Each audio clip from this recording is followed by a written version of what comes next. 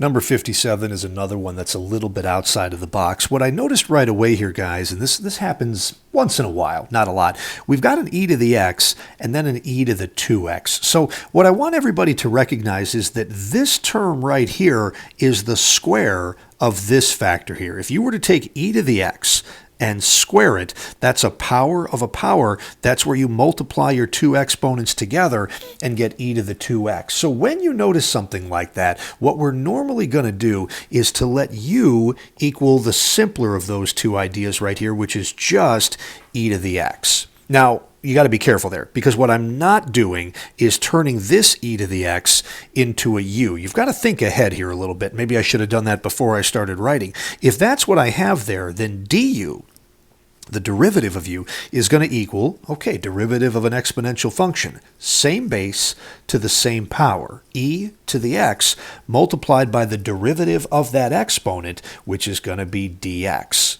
So now what I think I see, guys, is that this e to the x multiplied by this dx, that's my secondary substitution right there.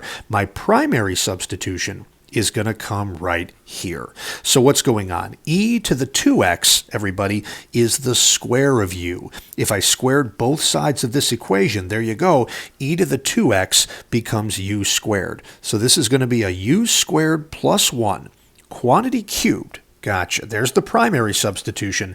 And the secondary substitution, e to the x times dx, that just gets replaced by a du. Okay, so that's where we are right now, and I always like you guys to think of two questions at this point.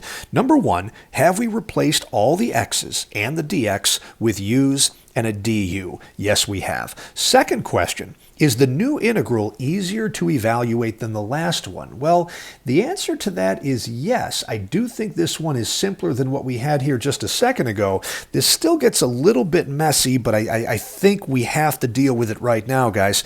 I don't think there's another substitution to make right here. What I think we have to do, and I'm not a big fan, I think we have to cube this binomial to expand it right here. I don't think there's any way around it. So this integral is going to be, and just a little reminder, guys, if you've forgotten this, you could certainly Google it, that a plus b to the third power here is going to be its a cubed and then plus a 3a squared b plus a 3ab squared and a plus b cubed at the end of all that. Guys, this is absolutely 100% not something that you're going to need to have memorized for a quiz or a test, or the AP test for that matter. If we ever did give you a problem where you needed this information, this little formula right here would be provided for you. So please don't panic about that. All right, here we go. The first term now gets cubed. U squared cubed is going to be u to the 6th. Then we've got a plus 3. This term gets squared now, u to the 4th, times this term, which is just 1, so there you go. And then plus, we have another 3 now. The first term to the first power, that's just u squared, times the second term squared. Well, again, that's just a 1, so don't need to worry about that. And then plus, your last term cubed. So that's just going to be a 1 as well, with a du at the end of all that. So I kind of wish there was a cooler way to do that, everybody, but unfortunately I think that's what you have to do in order to get this in a form where we can now reverse the power rule and just get our antiderivative that way straight up.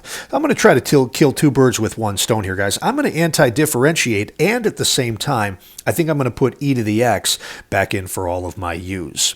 Okay, so anti-differentiating u to the 6th is going to get us a 1/7 u to the 7th. And again, u is e to the x, and that's now going to the 7th power. Kind of ugly, but okay.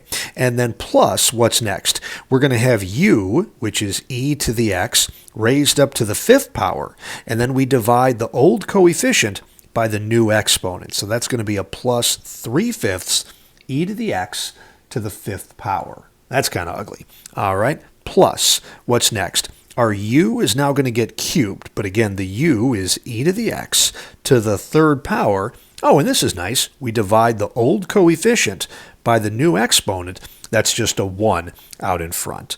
And then plus, antiderivative of 1 taken with respect to u would just be a u, and that u becomes an e to the x and there's a plus c at the end of all that. And I certainly think it would probably look a little bit nicer if we wrote this as e to the 7x, and this one right here e to the 5x, and this one right here e to the 3x, but that is not necessary, and it's not what they did on their answer in the solutions manual. So this is what they have for number 57. Good enough for me.